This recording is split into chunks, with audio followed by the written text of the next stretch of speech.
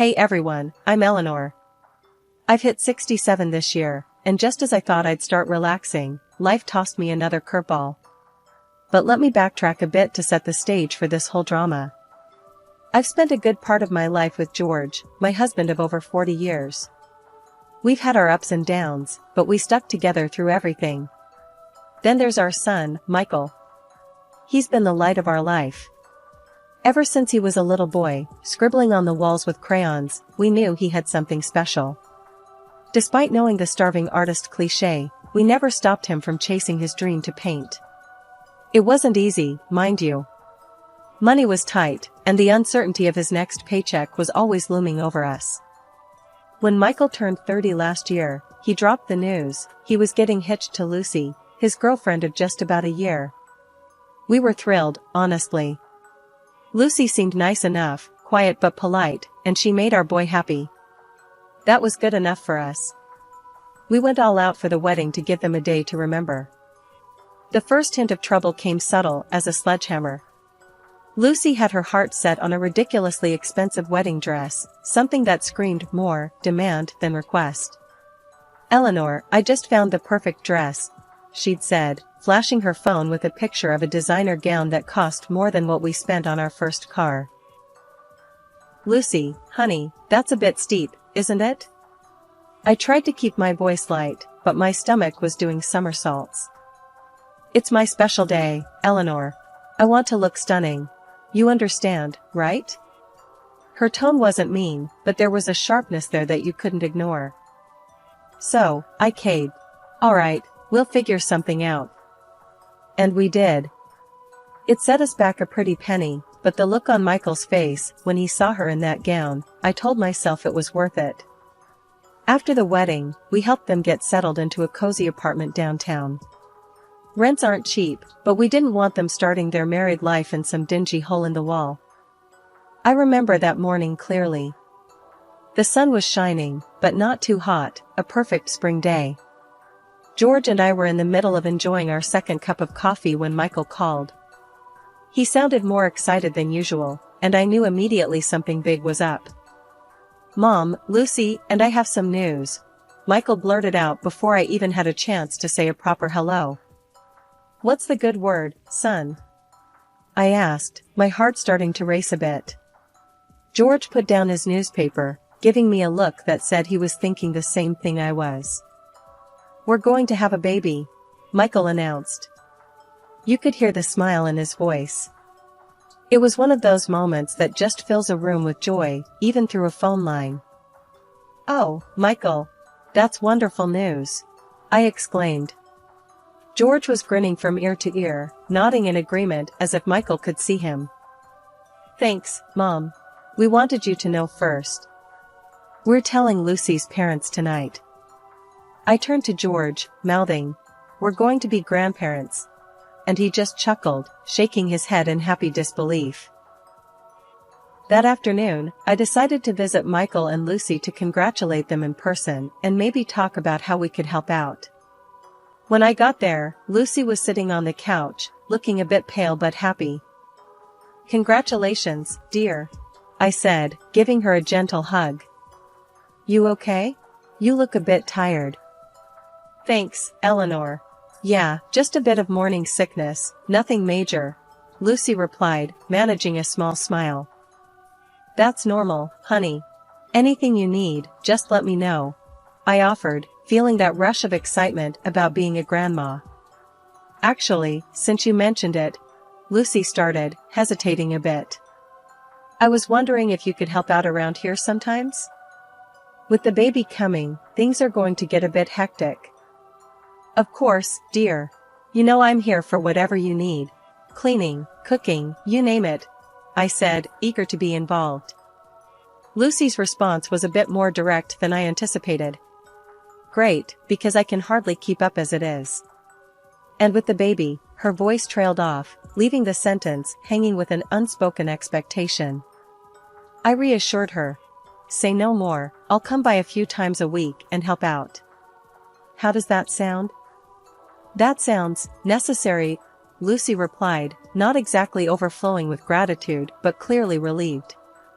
On my way home, I couldn't shake a twinge of concern. Lucy's words, "That sounds necessary," echoed in my head. It wasn't the warm thank you I'd expected. But I brushed it off, telling myself I was just being overly sensitive. After all, she was pregnant and probably overwhelmed. True to my word, I started helping out at Michael and Lucy's place the very next week. I'd sweep in with my bag of cleaning supplies and a casserole or two in hand, ready to lighten their load. Michael was always so grateful. He'd give me a big hug and say, "Mom, you're a lifesaver." Lucy, on the other hand, wasn't so easy to please. After a few visits, she started picking at the details. "Eleanor, you missed a spot there on the counter, or this casserole is a bit bland, isn't it?" Her words stung a bit more each time. It was clear she was taking my efforts for granted, and her occasional thanks felt more obligatory than genuine. I kept my frustrations to myself, mostly. After all, I was there for my son and my future grandchild, not for praise. But it was hard not to feel a bit used when even your best efforts are met with criticism instead of appreciation. It was a Tuesday, a day like any other, when I headed over to Michael and Lucy's apartment to do some chores and drop off some homemade chicken soup. I thought it might help Lucy with the nausea she'd been having. I'd just finished up cleaning the kitchen and was setting the soup on the stove to warm when Lucy came shuffling in, looking worse for wear. "Oh, Lucy, you don't look so hot today. Why don't you sit down and I'll get you some of this soup? It'll make you feel better," I said, trying to be as cheerful as possible. Lucy grimaced, holding her stomach, and muttered, "I hope it's better than last time, Eleanor. That soup didn't sit well with me at all." I was taken aback, but kept my tone light. "I'm sorry to hear that, dear. I made sure to use all fresh ingredients this time, just in case." Lucy slumped into a chair, eyeing the pot as if it might bite. "Well, we'll see. Last time I was sick all night. Michael had to stay up with me."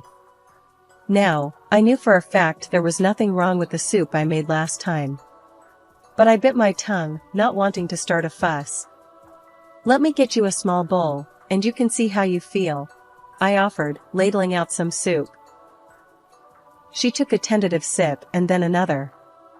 "It's okay, I guess," she conceded, though her tone was less than grateful. We sat in silence for a few minutes, the only sound being the gentle ticking of the clock on the wall. Suddenly, Lucy clutched her stomach and let out a groan. "Oh no, not again," she gasped, her face twisting in discomfort. I jumped up, my heart racing. "What's wrong? Do you need me to call Michael? Or a doctor?" "No. It's your damn soup. It's making me sick again," she shouted, pushing the bowl away so forcefully it nearly toppled off the table. I felt a flash of anger, but swallowed it down. "Lucy, I assure you, the soup is fine. Maybe it's something else? You've been having morning sickness." "No, Eleanor. It's your cooking. You're trying to poison me or something." Lucy was on her feet now, her voice rising with every word. I stood there, stunned. "Poison you? Lucy, why would I ever do such a thing? I'm here to help." Lucy's eyes were wild, her breathing heavy. "I don't know, but I can't trust you. You and your old-fashioned ways, always meddling. I need you to leave. Now." I grabbed my purse and headed for the door, my mind reeling. As I walked down the hallway, tears stung my eyes. How had it come to this? I'd only ever wanted to help. The day of the baby shower arrived, and I was a bundle of nerves. Despite everything, I was determined to make this a special day for Lucy and the baby. I had spent weeks planning and picking out what I thought were perfect gifts, soft blankets, cute baby outfits, and even a handmade quilt I'd spent nights sewing. "George, do you think she'll like what I picked out?" I asked while packing the car with the gifts. I couldn't help but worry after everything that had happened. George, always trying to keep the peace, gave me a reassuring pat on the shoulder. "Ellie, anyone would be lucky to get your gifts. They're from the heart. Don't fret. We arrived early to help set up. The venue was a pretty little hall decked out with balloons and banners proclaiming, "It's a boy." Michael greeted us at the door, his face lighting up when he saw the pile of gifts we brought in. Lucy was already there, fluttering around and directing decorations with a few of her friends. She seemed in good spirits, which eased some of my tension. "Hi Lucy, need a hand with anything?" I offered, hoping to break the ice a little. She glanced over, a quick once-over that didn't quite hide her impatience. "No, thanks, Eleanor. We've got it all under control. Just enjoy the party," she said, a bit dismissively. Finally, the time came. Lucy sat down, a mountain of gifts around her, and the room quieted down. She started with ours, probably out of courtesy since we were the grandparents. She unwrapped the first package, pulling out the handmade quilt. I held my breath, watching her face for any sign of approval. "Oh, this is quaint. Thanks, Eleanor," she said, the word quaint hanging awkwardly in the air. The room was silent for a moment, then filled with polite applause. My heart sank a bit, but I kept my smile. "You're welcome, dear. I made it myself, thought the baby might like it."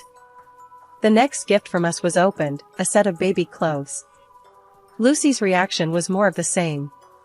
"Cute," she said flatly, barely glancing at them before setting them aside. By the time she got to the last one, the blankets, my hopes weren't high. "Oh, more homemade stuff. Right, thanks." Her words stung, and I felt my cheeks burn. Then, as if the disappointment wasn't enough, Lucy held up the blanket, making sure everyone could see, and announced loudly, "Eleanor clearly has no taste at all. Next time, just give me the money to buy something nice." The room fell silent, and I felt every eye on me. The embarrassment burned hotter than a summer's day. I stood there, rooted to the spot, not sure how to respond. George was at my side in an instant, his arm around my shoulders. "Let's not let this spoil the day," he whispered, though I could hear the anger in his voice. I nodded, swallowing the lump in my throat. "Right, let's just get through this." As the party continued, I felt like a ghost, barely there. Michael came over later, looking embarrassed. "Mom, I'm really sorry about that. Lucy's, well, she's got her own way of doing things." I forced a smile, though it felt more like a grimace. "It's okay, Michael. Let's just focus on the baby." Even with all the tension, I kept going back to Michael and Lucy's apartment to help out. I couldn't just sit back knowing they might need me, even if every visit was harder than the last. It was one of those mornings when I brought back a heap of laundry, freshly washed and dried, ready to be put away. I was folding and sorting everything into the right drawers, trying to make things a bit easier for them. As I was tucking away the last of Lucy's blouses into her drawer, I didn't hear her come in. The door slammed, making me jump, and there she was, staring at me like I'd just robbed a bank. "What the hell, Eleanor? You think you can just dig through my things like it's nothing?" Her voice was sharp, and her eyes were blazing. I put the blouse down slowly, feeling the heat rise in my cheeks. "Lucy, I was just putting away the laundry. I thought I was helping." "Helping? By snooping around my personal stuff? That's not helping, that's crossing the line." She was shouting now, and I could hear the anger boiling over. I tried to keep calm, though it was getting harder. "I wasn't snooping, Lucy. I swear. I do this all the time. I just thought." "Well, you thought wrong. Stay out of my things, got it?" She cut me off, her words slicing through the little piece we had left. I backed off after that. But seeing how she started to eat at me. She'd stopped working, spent her days on the couch watching TV shows or shopping online for all sorts of things. One day, curious and a bit concerned, I asked, "Lucy, how are you affording all these new things?" She didn't even pause her scrolling. "Michael's doing really well, selling lots of his paintings online." "We're fine, Eleanor." "That's good to hear, but maybe think about saving some of that." For the baby's education or something? Lucy laughed, a harsh sound that filled the room. His education? Please, that's your family's issue. Michael's making good money because he's talented, not because of anything else. You guys owe me, big time, especially since I'm carrying your heir. Walking out of there that day, I felt heavier than I had in a long time. The drive home was a blur of green lights and honking cars, but I couldn't shake Lucy's words. When I got home, George could tell something was wrong. What happened, Ellie? He asked, concerned. I shook my head, weary to the bone. It's Lucy. She thinks we owe her for having the baby. Like it's some kind of business transaction. George's face hardened, and he took my hand. That's nonsense, Ellie. You know that, right? We don't owe her anything. I nodded, trying to muster a smile. I know, but it doesn't feel great hearing that from your daughter-in-law. After the baby was born, I thought maybe things would start to look up, that maybe Lucy would settle into motherhood once she held her son. But it just didn't turn out that way. Lucy seemed more irritable than ever and didn't bother hiding it from anyone, not even me. One morning, not long after the baby came home, Lucy showed up at my doorstep, unannounced, with the baby in his carrier. Eleanor, I need to catch up on some sleep. Can you watch him today? Maybe your place is quieter, she said, her voice edged with exhaustion. I was worried but agreed. Of course, Lucy. Go get some rest. We'll be fine here. I thought maybe it was just new mother fatigue, but it became a pattern. Lucy would drop off her son at the slightest excuse, saying she needed to meet friends or just to have some me time. And when she was with him, it was as if she couldn't bear the responsibility. More than once, I arrived at their apartment to find the baby crying in the next room while Lucy lay on the couch, absorbed in some show, completely tuning him out. One day, the reality of the situation hit me harder than ever. I walked in as usual and heard the baby crying. I hurried to his room and what I saw stopped me dead. Lucy, standing over the crib, her face contorted in anger, slapped the baby. He wailed louder, and my heart broke. I rushed in and scooped him up, glaring at Lucy. What are you doing? You can't treat a baby like that. Lucy sneered at me. Oh, please. It was just a light tap. He needs to learn to stop crying over nothing. That night, I talked to George and Michael, my voice thick with worry. We need to do something. This isn't normal behavior. Lucy might be struggling with something serious. Michael looked defeated, the lines deepening around his eyes. I know, Mom. I thought it was just stress, but this is too much. We decided together that Lucy needed professional help.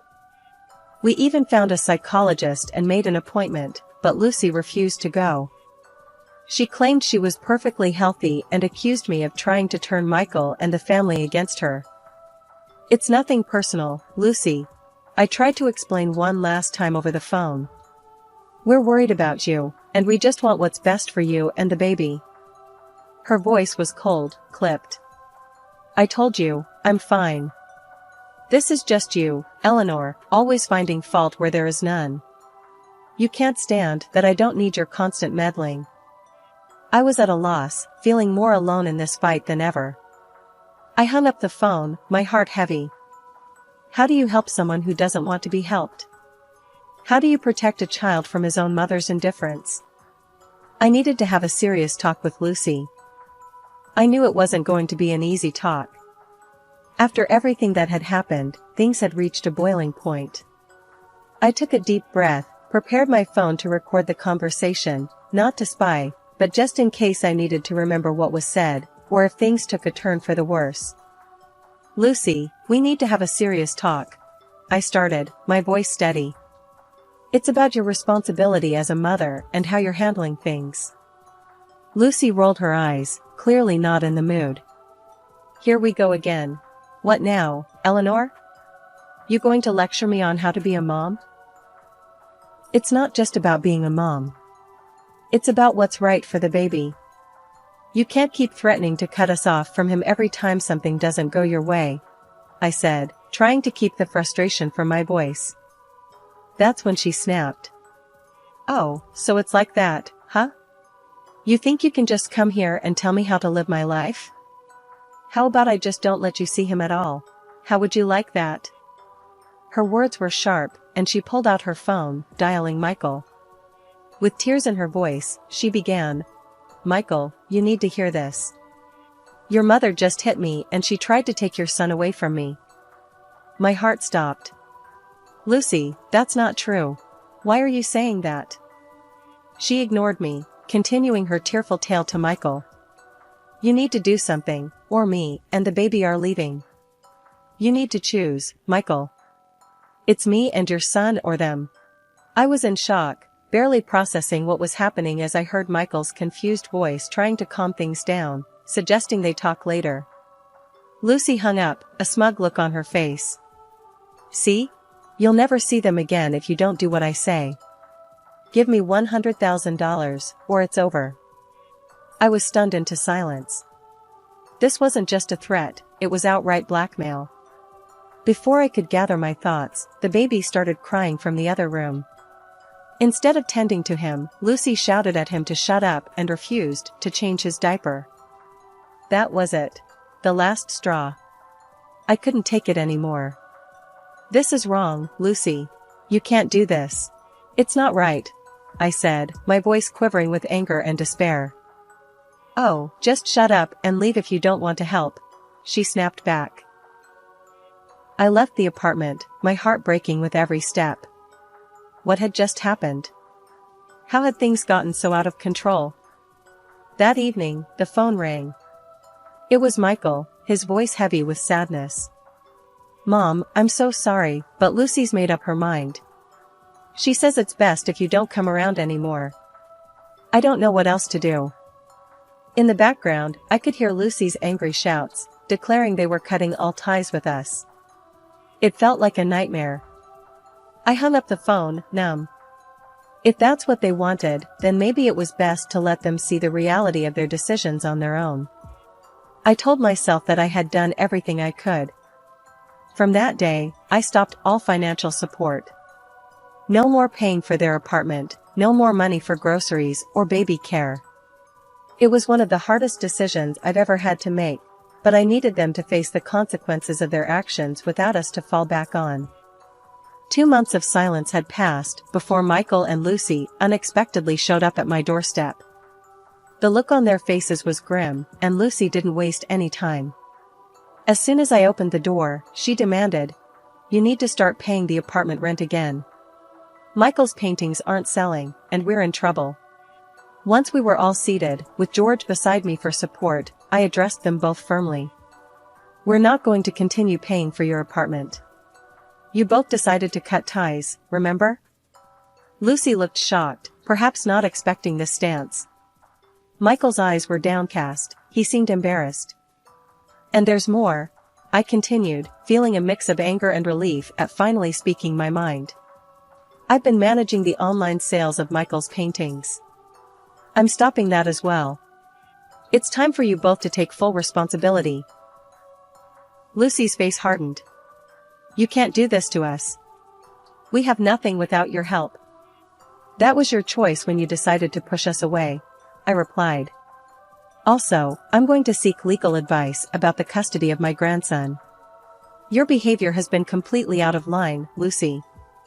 That's when I turned on the recording on my phone that captured one of our last conversations, where Lucy had demanded $100,000 from me. I played it aloud. George and Michael listened, horror growing on Michael's face as the reality of Lucy's actions sank in. After the recording ended, Michael finally looked up, his decision clear. "Lucy, this is over. I want a divorce. I can't do this anymore. I don't want to live under the same roof with someone who treats my family like this." She stormed out, cursing as she went, standing in the rain in the parking lot, yelling back at us. It was a heartbreaking scene, but there was also a sense of justice in seeing her true colors revealed so clearly. In the following weeks, Michael followed through with the divorce and took steps to ensure his son's safety. Lucy was eventually deprived of her parental rights due to her unstable behavior, and she moved to another city. Once the dust had settled, I invited Michael and my grandson to move back in with us. Our home became a place of healing and new beginnings. Michael soon organized an exhibition at a private art gallery. To everyone's delight, it was a tremendous success. His art, reflecting deep emotions and a journey through personal turmoil, resonated with many. Now, our home is filled with laughter and the joyous noise of my grandson playing. I spend every possible moment with my grandson, teaching him, loving him, ensuring he feels the security that was momentarily threatened.